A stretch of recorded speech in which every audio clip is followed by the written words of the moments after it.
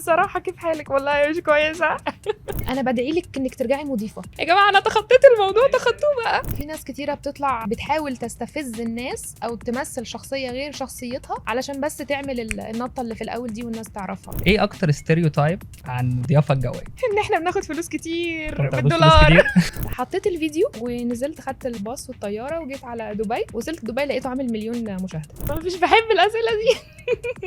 احضني مامتك اخر مره تشوفيها عشان مش هتبقي عارفه ان هي هتبقى اخر مره. ضيفنا النهارده قضى وقت في السماء اكتر ما قضى وقت في الارض. معانا في استوديو النجوم ساره عبد الرازق. ازيك يا ساره؟ الحمد لله. ازيك يا هاني؟ ايه الاخبار؟ الحمد لله. ميرسي على الاستضافه. نورانا والله. وعندك حق، قضيت وقت كتير في السماء. تقدري تفتكري قضيتي وقت قد ايه في السماء؟ حسبتيها في مره؟ لا ما حسبتهاش، بس انا كنت بعمل حوالي 7 ل 8 رحلات شهريا، منهم 2 يو اس رايح 16 يو اس ساعه على ما اعتقد 16 ساعه. 16 ساعه رايح 16 ساعه جاي، يعني 32 ساعه. ده بيبقى في كام يوم؟ الفلايت بتبقى يوم رايح، وبعد كده هناك بنقعد يومين لي اوفر، وبعد كده بنرجع تاني 16 ساعه يعني. ايه اكتر ستيريوتايب عن الضيافه الجويه؟ ان احنا بناخد فلوس كتير بالدولار. ما تاخدوش فلوس كتير. طيب خلينا نقول الناس كلها شايفه اللي شغالين في الضيافه الجويه دول زي ما انت قلتي بياخدوا فلوس كتير، اغنياء. حياه جميله. قولي لنا ايه بقى من واقع اللي انت اشتغلتي كام سنه في الضيافه الجويه؟ 5 سنين. 5 سنين. حسيتي بايه بعد ما من اول سنه ل5 سنه؟ حاجات كتيرة. شخصيتي اختلفت بصراحة. انت بتجيت اكسبوزد لكل الثقافات، يعني انت مش رحت بلد بس معينة جيت عشت فيها فانت منحصر جوه الثقافة دي. لا انا شفت كل البلاد، اتعرفت على ناس من كل العالم، وكمان خصوصا الفلايتس الطويلة دي كتير قوي بيبقى في وقت فيها بنقعد نتكلم سوا، فبنعرف حاجات عن بعض. يعني حسيت ان الدنيا احنا قريبين قوي من بعض، مش زي ما كنت مثلا عايشه في مصر وشايفه ان الناس اللي من اوروبا والناس اللي من اسيا ابتديتي تفهمي الناس على حقيقتها بقى اكتر. لقيت كلنا شبه بعض. عندنا كلنا نفس المخاوف، عندنا كل نفس الحاجات اللي بنحلم بيها، نفس الامال والطموحات في الحياه. بس فرق ثقافه ولغه. لكن احنا كلنا شبه بعض. بس دي كانت من اكتر الحاجات يعني اللي استفدتها من تجربه السفر. ايه اكتر دوله كنتي بتفرحي قوي اول ما يقولوا لك هتسافري الدوله دي؟ هي انا هقول لك انا ما بحبش رحلات امريكا، بس امريكا. اوكي. طيب انت بتروحي يعتبر يومين او 3 وبترجعوا على طول. فكمضيفه بتلحقي تعملي حاجه في البلد؟ بتلحقي تشوفي حاجه؟ بتلحقي تروحي؟ لا هو بص، هو انا كنت بضغط على نفسي علشان اعمل محتوى على السوشيال ميديا. بس مؤخرا لما بقيت بقى بعيد البلد اللي بروحها دي 2 3 خلاص بقيت بحط الأولوية ان انا ارتاح. لان كنت في الاول ببقى ضغط على نفسي، ما برتاحش مثلا بعد رحلة 16 ساعة اللي هي بتبقى 24 ساعة. يعني انت بتصحى هنا تجهز بريفنج، تطلع الطيارة، توصل البلد، تنزل وتوصل الاوتيل بتاعك، 24 ساعة انت شغال. فانا كنت على طول بنزل بقى ونشاط وحماس بلد جديده عشان اعمل فلوجز وكده. لكن ما بتلحقش تتعرف قوي على البلد، يعني انت اخرك بالطاقه اللي انت ما فيش فيها دي يعني 2 3 خلاص. طب انت فكره الكونتنت كرييشن جات لك الاول قبل فكره ان انت تشتغلي كمضيفه ولا العكس؟ ولا بداتي كمضيفه الاول فجالك بص هو يعني ممكن اقول لا ده ولا ده. هي فتره كورونا. فترة كورونا قعدت في البيت، لقيت عندي وقت كتير وبعمل رحلة واحدة وكانت بتبقى كارجو، ما بنبقاش مع ناس. معكيش ركاب. رحت مرة نودي حاجات لبراندات، مرة ورد. فقلت ليه لا انا نطلع اشير اصلا حاجات ازاي تبقى مضيف. الاسئلة اللي هي كانت صح الناس كلها بتبقى نفسها تعرفها. ومن هنا بدأت بقى السوشيال ميديا واحدة واحدة. الدنيا لما بدأت تفتح بدأت أعمل فلوجز، ومن هنا الناس بدأت تحب المحتوى يعني بتاعي. فاكرة ايه أول فيديو ضرب معاكي وقلتي أنا خلاص هكمل في السوشيال ميديا؟ ده كان فيديو أنا عملته وأنا في أوروبا، مش فاكرة أني بلد بالظبط، بس قررت كده إن أنا أتكلم على اليونيفورم. حاجات ما تعرفوهاش عن اليونيفورم، منها إن هو مثلا ووتر بروف، الماء لو وقعت عليه ما يتبلش. حطيت الفيديو ونزلت خدت الباص والطيارة وجيت على دبي. وصلت دبي لقيته عامل 1,000,000 مشاهدة. ده على تيك توك ولا انستجرام؟ على تيك توك. اوكي. تيك توك طبعا. اي من وقتها قلت خلاص انا بقيت انفلونسر. انا هكمل في المجال. وبصراحه كملت يعني، وبقيت بقى برد على الاسئله، بقى يجي لي افكار لمحتوى تاني. الناس بدات تقول لي ورينا البلاد اللي بتسافر لها، ومن هنا بقى المحتوى بدا بقى خلاص تعيشي مع الجمهور بتاعك.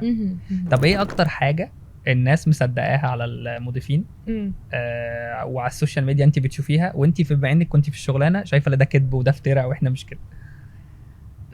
يعني in a good way ولا in a bad way؟ الاثنين.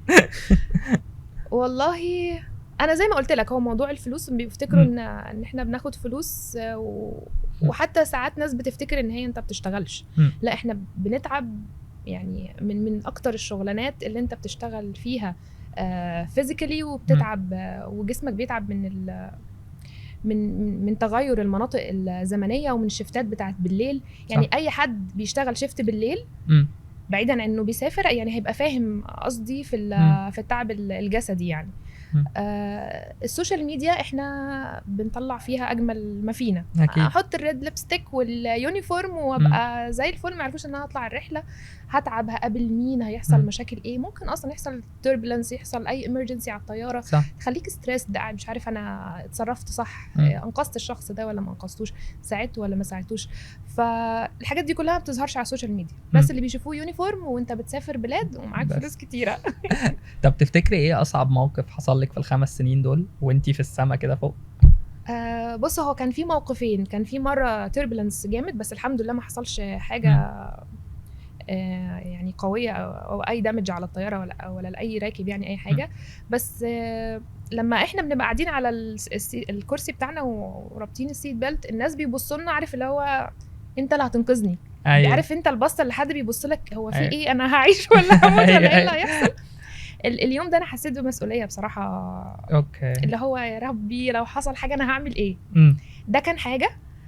الحاجه التانية كان في واحده هتولد، وانا للاسف كنت انا السينيور كرو، البنت الوحيده. البيرسر جالي قال لي ساره في كذا كذا كذا، وانت السينيور كرو، وانت اللي لو حصل حاجه انت اللي هتولدي. وعملتي ايه؟ مش شايفه قدامي، يا رب ما تولد يا رب. بس انتوا مثلا بتبقوا متدربين على حاجه زي كده؟ اوكي. بنتدرب على السي بي ار اللي هو الانعاش الرئوي والولاده.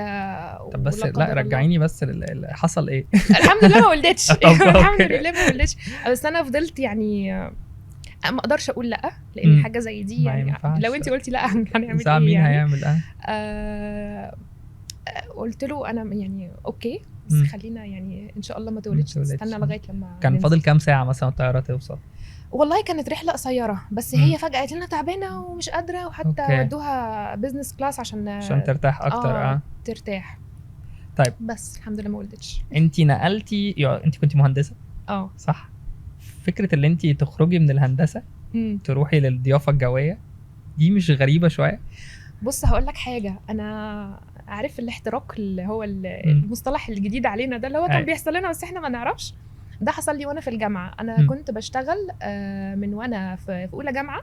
انا كنت شاطره قوي في الجامعه بتاعتي والبرامج والحاجات دي، فكنت بدرس الاوتوكاد والفوتوشوب والسكتشوب والبرامج بتاعه العماره، بجانب ان انا بدرس وعندي تسليمات وبنسهر الليالي علشان نسلم. فانا حرفيا جيت يعني على اخر 5 سنة خلاص انا عايزه اهرب.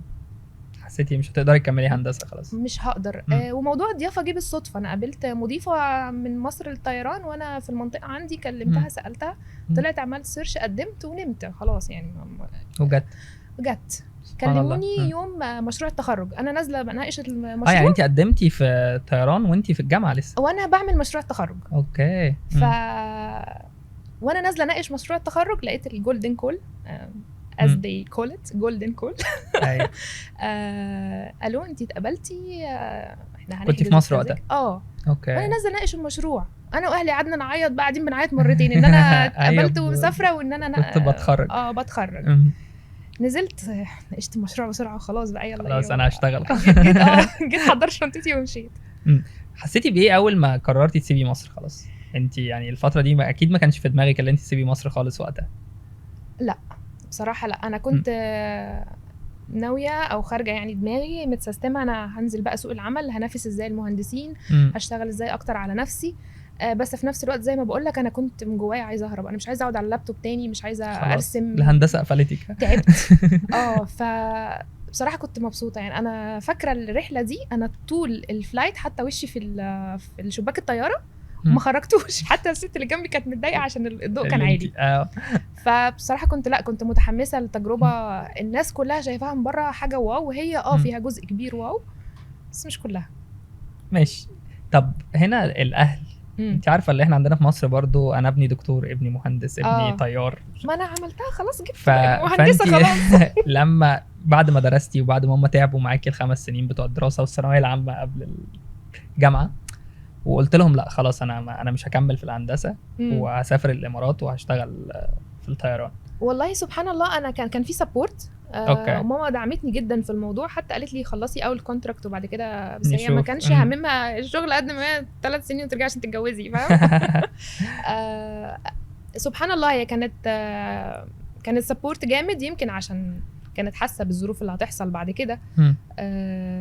بس لا كان في سبورت ما عرضوش. لما بداتي عملت تعملي كونتنت برضو كانوا شايفين اللي هو تمام تعملي كونتنت وانزل على السوشيال ميديا وكده، بس ولا في الاول كان لا برضو؟ بص هو انا بدات كونتنت بعد وفاه ماما الله يرحمها، بس هي كانت دايما تقول لي كلمه من ساعه لما انا سافرت هنا، قالت لي انتي بتمثلي بلدك، فاللي هيشوفك هيقول انتي لو بتعملي حاجه وحشه انتي بصوا مصريه، لو بتعملي حاجه حلوه بصوا المصريين كويسين. فمن وقتها انا ماشيه بالاسلوب ده في كل حياتي، وخصوصا كمان ان انا بدات تيك توك كان في فتره صعبه شويه زي دلوقتي. ايوه في شويه مشاكل، كان في شويه مشاكل في مصر، فانا حبيت لا انا هطلع ابين الجزء الكويس الجزء النظيف. في ناس وكان في ناس وقتها كمان بتعمل محتوى يعني تعليمي وهادف، فقلت ليه لا يعني ليه ما اعملش. انا بحب اتكلم، وكنت كمان من ساعه الجامعه كنت بحب امثل وبطلع اتكلم عن المشروع بتاعي، وكنت كمان بدرس وبتكلم قدام ناس، فانا عندي كنتيش مش خايفه من الكاميرا او ما كنتش خايفه من الكاميرا، وبلس انا عندي حاجه اقولها يعني هتفيد ناس تانية. ومن هنا بدات السوشيال ميديا. واهلي الحمد لله لغايه دلوقتي بيدعموني يعني. الحمد لله.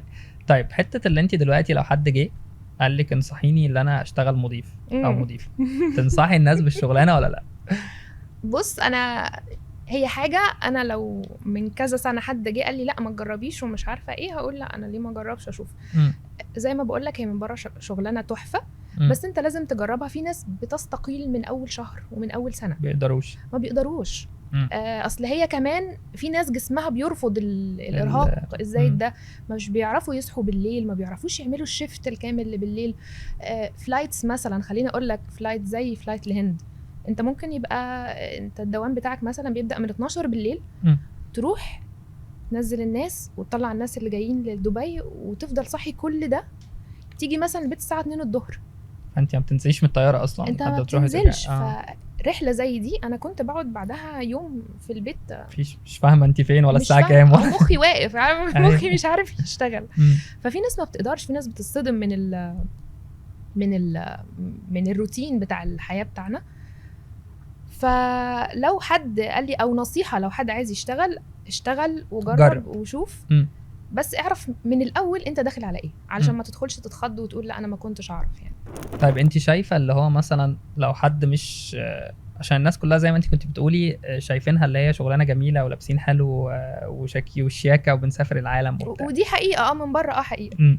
بس دلوقتي معظم الناس برضو بتبقى شايفه اللي انا الطيران خطر، بعيد عن اللي انا شغال في ايه، بس أوكي. اللي انا اركب طياره دي حاجه خطر. لا ده المفروض ان الطياره من أأمن المواصلات يعني. طب انت قبل بقى ما تشتغلي كمضيف كانت دي بالنسبه لك نفس الفكره؟ لا خالص. اوكي. انت عارف انا بروح انط من اماكن يعني اماكن عاليه. لا الطياره بالنسبه لي حاجه سيف جدا. طيب حسيتي بايه؟ مشكله.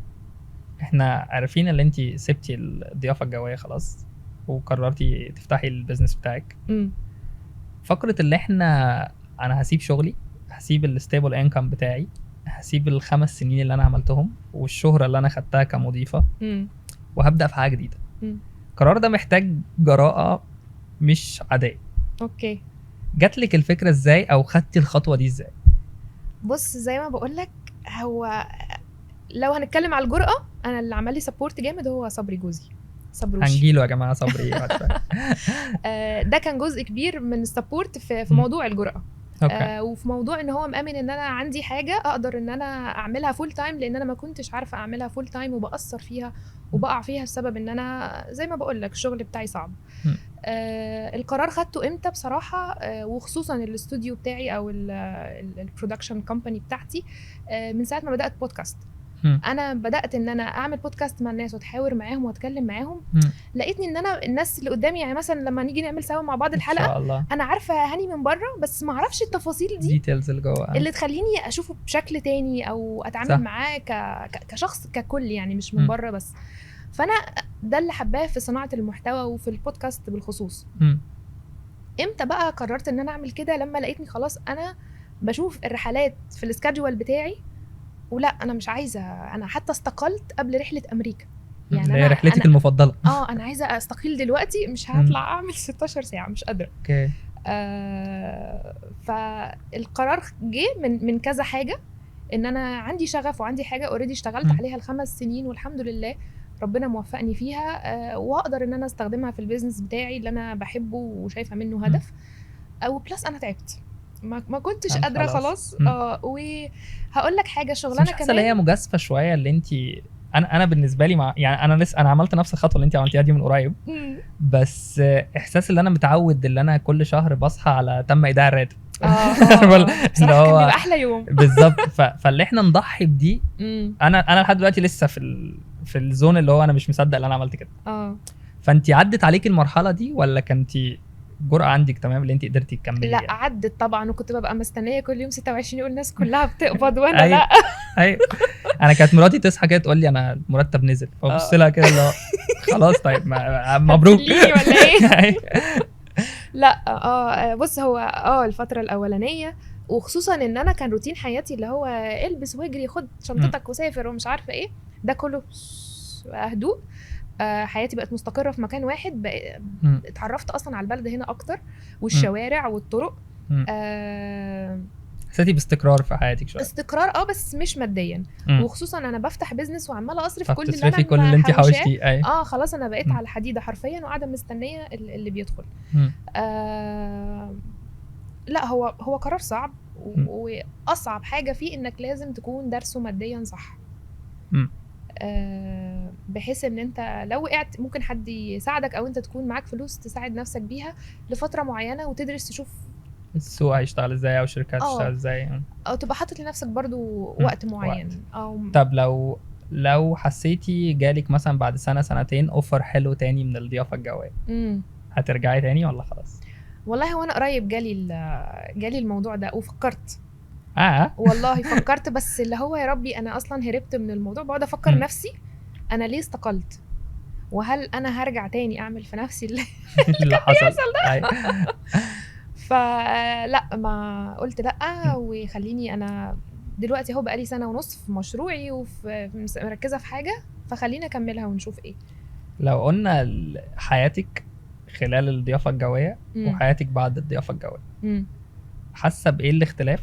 وهنيجي هنا لصبري شويه بس قدام شويه. اختلاف كبير. انا كنت عايزه اكمل اقول ان الشغلانه كمان بتخليك تمس اوت حاجات كتيره. يعني عيد ميلادي مثلا ممكن ما بقاش موجوده فيه، عيد ميلاد جوزي، حاجه زي مثلا الموقف اللي انا فيه دلوقتي ان انا لازم اكون جنب اخويا، ما كنتش هعرف ان انا اسافر له، وانا الوحيده اللي اقدر اسافر له لان اخواتي في مصر بيدرسوا، مش هيعرفوا يسافروا وانا الكبيره للاسف. بقعد اقول الحمد لله ان انا استقلت، ان انا دلوقتي متحكمه في وقتي. دي نعمه كبيره ان انت تكون عندك المقدره انك تتحكم في وقتك. انا مش ملزم ان انا اروح اعمل حاجه تانية في الوقت ده، وحد من عيلتي او انا محتاجه الوقت ده ليا في حاجه. طب صبري هنا فرحته دلوقتي اللي انت خلاص موجوده وبتشتغلي زينا بقى، اللي هو بنصحى الصبح وبنخلص شغل الساعه 6 و5، حاسه ده بايه ودعمك ازاي في الحته دي؟ هي دي بصراحه كانت اهم حاجه بالنسبه له. يعني صبري كان، يعني انا بقول لك بحب رحلات امريكا. هو بيكتئب، يعني اللي هو في 3 ايام ساره مش موجوده. بيقول لي انا مش عايزه اروح البيت. انا قاعد بعمل ايه في البيت؟ وعلى طول بقى الاقيه وخصوصا لو جت الرحله في اجازته، بيلف بقى، يروح المول، يروح يتفرج على فيلم لوحده ومش عارفه ايه. الموضوع كان صعب قوي بدايه الجواز، لان احنا برضو اتجوزنا ويا دوب كان الاجازه اللي عرفت اخدها كانت 10 ايام، ورجعت انا جري على الطياره وهو على الشغل. فانا لسه عروسه جديده ومش عارفه مش عارفه اقعد مع جوزي ولا اشوفه. هو بصراحه كان سبورت، يعني هو ما قاليش خالص سيبي شغلك ولا انا متضايق ومش عارفه ايه، بس انا من جوايا لا، انا حاسه بالموضوع. طب حصلت اي مشاكل بسبب الشغل؟ كنا بنتخانق كتير، وخصوصا لما ببقى بره. انت متجوز وعارف انت المشاكل لما تتحل فيس تو فيس احسن غير بكتير، واتساب ونقعد نتكلموا كده. لما بتبقوا قدام بعض المشاكل بتتحل اسرع بكتير. لو رحله طويله بقى ولا انا مسافره بقعد محروق دمي 2-3 على ما نرجع حد ما ترجعوا تتكلموا. فكان بيبقى فيه مشاكل وكان فيه ستريس شويه. امتى ساره حست انا مشهوره؟ انا معروفه والناس بتحبني والناس بتتفرج عليا والناس بتسلم عليا. والله انا لغايه دلوقتي يعني انا في ناس الحمد لله بتعرفني وبتسلم عليا بس لسه مش حاسه ان انا وصلت لحاجه ايه اللي نفسك توصلي له؟ طيب انا عايزه امثل. اوكي رساله يا جماعه، ساره انا عايزه امثل بس مش عارفه انا بعرف امثل ولا لا. بص، هو انا ما بحبش اقول ان انا وصلت لحاجه خلاص انا كده التوب ومش عارفه ايه، لا لسه على طول في حاجات لازم اشتغل عليها في شخصيتي وفي على السوشيال ميديا والتزام اكتر على السوشيال ميديا. انا زي ما بقول لك انا ما كنتش متحكمه في وقتي، بس برضو دلوقتي في عندي اولويات للشغل كمان. هو كمان عايز محتوى زي ما انا عايزه محتوى، فلسه لسه محتاجه اشتغل على نفسي شويه كمان يعني. اوكي، انا شايف الفتره الاخيره اللي انت ابتديتي تعملي محتوى انت وصبري تمام، وصبري تونسي يا جماعه. فكره اللي انت اقنعتي صبري اللي هو يطلع معاكي في المحتوى، ولا هو اللي طلب منك يطلع معاكي في المحتوى؟ انا يعني ما اقولكش بتحايل عليه لغايه لباب الاستوديو. اوكي، ما بيحبش هو ما بيحبش الكاميرا. صبري اصلا لما بعمل ستوري اجيب الكاميرا عليه يفضل ساكت. انا بشوفه بيجري ساعات انا ما اعرفهاش. لا اقنعته اوكي بالعافيه عشان يطلع معايا ويعمل محتوى. هو دمه خفيف جدا وعليه افيهات والله العظيم بتموتني. هو بقى في حته مصري كمان دلوقتي وبقى يعرف يتريق زيي ويتكلم زيي، بس ما بيعرفش يطلع ده قوي قدام الكاميرا، لسه شويه بقعد اسحب منه الكلام يعني. طب صبري هنا بقى نيجي لصبري شويه. صبري من تونس وانتي مصريه. فكره الجواز من اجنبي دي جاتلك ازاي، او الموضوع حصل ازاي؟ اهلك تقبلوا الموضوع ازاي؟ والله هو بص، احنا عندنا في مصر كونسبت احنا لازم نروح لغايه بيتهم ونسال عليهم. صح ايوه، هي دي كانت اصعب حاجه. نروح فين في تونس؟ نروح نعمل فيزا عشان نروح نسال بس على يعني صح. ممكن يبقى اتعرفتوا على بعض هنا في دبي؟ اتعرفنا انا كنت رايحه مصر وهو كان رايح مصر اجازه. اوكي، فتعرفنا على الطياره، كان واقف ورايا في الصف بتاع الاميجريشن. ماشي. ومن وقتها بدأنا نتكلم. ولما رجعنا دبي اتكلم معايا، وبعدها قال لي احنا عايزين نرتبط اوفيشلي. قلت له طبعا لازم اوفيشلي، ما ينفعش حاجه غير كده. فلقيته جد بصراحه، ويلا بينا وهكلم اهلك، واتعرفت على اهله. الموضوع بالنسبه لك اللي هو في ايه؟ لا بس الحمد لله كان من الشخصيات القليله اللي انا قابلتها في حياتي اللي انا اوكي يلا بينا نكمل يعني. ما حسيتش بقلق الحمد لله. ايه العادات اللي خدتيها من صبري وايه العادات اللي هو خدها منك؟ الهريسه. انا ما كنتش باكل حاجه سبايسي ابدا. مامته بتعمل هريسه في البيت. اوكي، يعني ما اقولكش انا بدمنها، وخليت اللي حواليا كمان يدمنوها. بودي لهم عينات علشان ايه؟ يبقوا مدمنين. العادات بقى اللي صبري خدها مني، انا والله بحاول ان هو انا بصحى بدري. هو صبري بيحب يعني مثلا الدوام بتاعه الساعه 2 يصحى الساعه 1 ينط في الهدوم لا الساعه 9 الصبح. فده لسه بشتغل عليه الموضوع ده يعني. اوكي يعني. طب ايه الحاجه اللي حصلت في حياتك ندمتي اللي هي حصلت، او حاجه حصلت نفسك تحصل كل شويه؟ حاجه ندمت عليها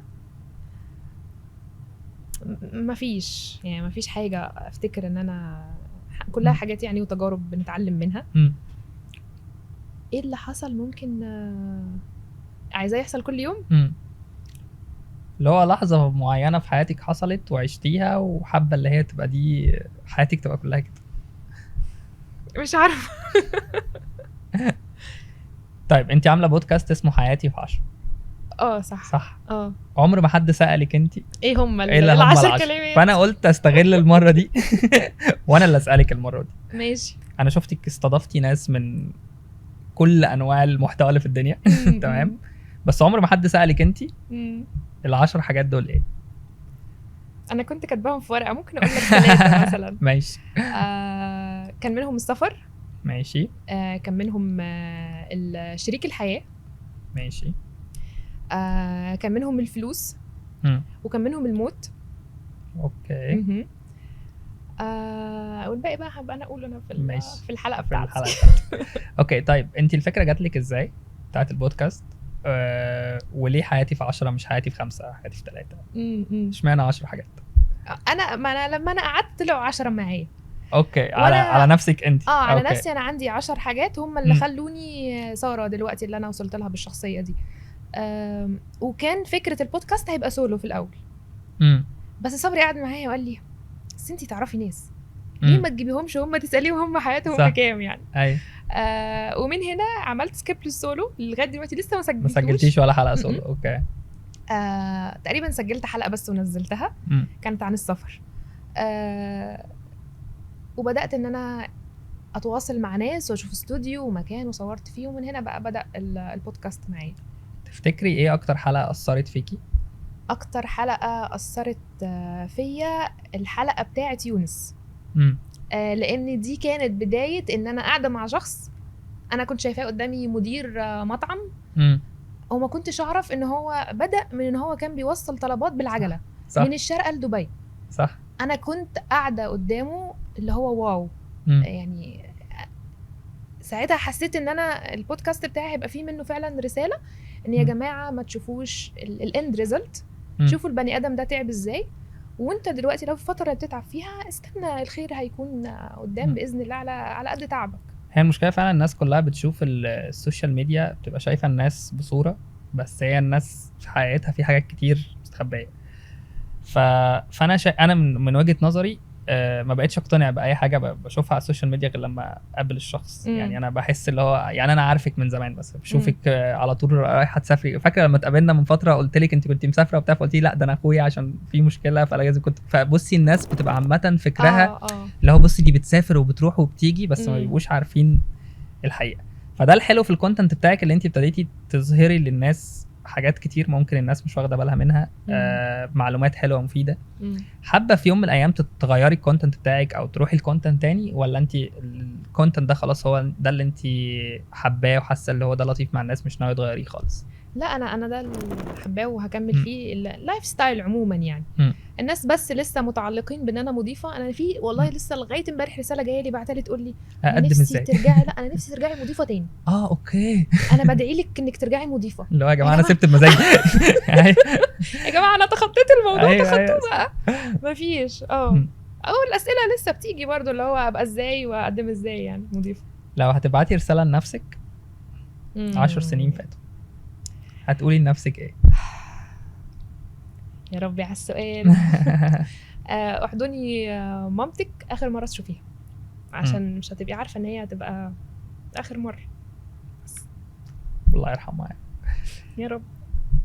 اوكي. لا تمام. مش بحب الاسئله دي. طيب نتخطى السؤال ده خلاص. شايفه نفسك فين كمان 5 سنين؟ شايفه نفسي فين كمان 5 سنين؟ في منديل. ممكن منديل يا شباب.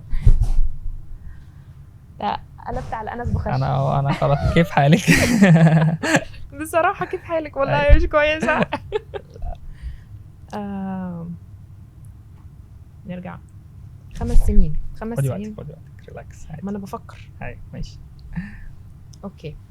انا بحب السؤال ده عشان هو سؤال الاتش ار، فانا عارف الناس كتير بتكرهه، فانا حبيت يبقى موجود معانا في كل الحلقات بتاعتنا. سؤال الاتش ار والله حابه ان شاء الله. يعني من الحاجات اللي بدات افكر فيها ان ربنا ييسر وابقى بس يعني اكون بقيت منتلي الاول بريبيرد. انا لسه الموضوع خايفه منه منتلي يعني. اوكي. فيمكن ان شاء الله خلال 5 سنين اللي جايين اكون عرفت اتخطى هذا الموضوع وفكرنا فيه كويس. ده رقم 1 يعني على الجانب الاسري يعني والشخصي والعائلي. وان شاء الله تكون شركتي كبرت ان شاء الله، وصلت لحاجه كده اشوف بودت برودكشن اوريجينالز ان شاء الله باذن الله مع شركتي ريم. مش عايزه حاجه يعني اكتر من كده. مش ماديات، احلام ماديه. ما هي الشركه هتجيب فلوس بقى خلاص. في اوريجينالز في فلوس بس ان شاء الله. هناخد اسئله سريعه. ماشي. ايه اطرف موقف حصل لك وانت على الطياره؟ اطرف موقف والله لما حد بيبقى بيعرفني، وخصوصا رحلات مصر يعني يقولوا لي كده انا اعرفك ومش عارفه ايه، فبيبقى موقف خفيف كده لطيف يعني. اوكي. ايه الموقف اللي خلاكي تعيطي وانت على الطياره؟ كان بعد وفاه ماما. لما كنت بشوف الاهالي جايين مع اولادهم او حد من الكرو جايب اهله زياره، لان انا ما لحقتش اعمل الموضوع ده. كنت ماما اتوفت في اول 6 شهور وانا هنا البروبيشن بيريود، وانا كنت ناويه اجيبها على التخرج بتاعنا. كانوا بيعملوا لنا تخرج كبير وبيحطوا العلم بتاع البلد واسمك ومش عارفه ايه. فانا ما لحقتش يعني اعمل الموضوع ده، فكنت بدخل اعيط في الحمام واخرج. طيب انا هبعد بقى شويه عن الحته دي. انت دلوقتي بتسافري بس مش مضيفه. الفرق ايه؟ اللي انت بقى قاعده جنب الشباك قاعده مش عارفه اتحرك وصلاحيات كتير مش معاكي، ما تقدريش تتحركي براحتك وما تقدريش تعملي كل الكلام ده. فالاحساس ايه من اللي انت تبقي كنت بتسافري كمضيفه واللي انت مش مضيفه؟ والله هو انا بس بقيت على الجانب التاني دلوقتي، عارفه ان انا مش عايزه اضغط المضيفين، لان في ناس يعني بيضغطوا على المضيفين جامد وبيطلعوا يطلبوا منهم حاجات صعبه قوي. فيعني بقيت شويه كونسيدرت للشخص اللي قدامي، هو مش جاي يحقق لي احلامي. صح. بس مرتاحه. لما بلاقي كراسي فاضيه بنام، محدش بيقول لي انت فين، ما بتلفيش ليه، بتعمليش ليه ويكير. بس يعني انا في الجانب المريح اكتر يعني دلوقتي الحمد لله. ايه اكتر الدول اللي بتحبي تسافريها غير امريكا دلوقتي؟ احنا مش ضيافه جويه، احنا كسار. بحب براغ وبحب ليون في فرنسا. أوكي. دول اكتر بلدين كده تعرف تتمشى فيهم والدنيا جميله يعني. اكتر حاجه بتحبيها في مصر؟ اكتر حاجه بحبها في مصر اهلي رقم 1. والمكان اللي اتربيت فيه، الذكريات كلها هناك. اصحابك هناك، الاماكن اللي انت بتحبها هناك، حاجات بقى كلها بتاعت الذكريات يعني. وبحب جدا دهب. اوكي. الاكل تحبي الاكل المصري؟ انا بعشق الاكل المصري. المحشي. طب صبري بقى ايه موقفه في الموضوع ده؟ لا صبري صعب شويه. صبري ما بياكلش معايا محشي. وانا هشتكي لك والله، عملت حله محشي وكلتها كلها لوحدي. كلش منها خالص؟ لا.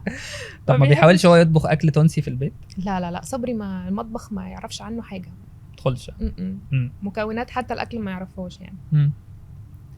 طيب تحبي تقولي رساله للشباب صناع المحتوى اللي موجودين دلوقتي اللي بدأوا يعملوا محتوى في ظل الاحداث اللي بتحصل واللي احنا شايفينه ده، زي ما احنا عارفين السوشيال ميديا تعتبر سلاح ذو حدين. انت ما شاء الله عليكي عرفتي تاخدي الجانب الكويس. رسالتك ايه للشباب اللي بادئه جديد في صناعه المحتوى؟ بص، اهم حاجه تكون نفسك، لان في ناس كتيره بتطلع بتحاول تستفز الناس او تمثل شخصيه غير شخصيتها علشان بس تعمل النطه اللي في الاول دي والناس تعرفها.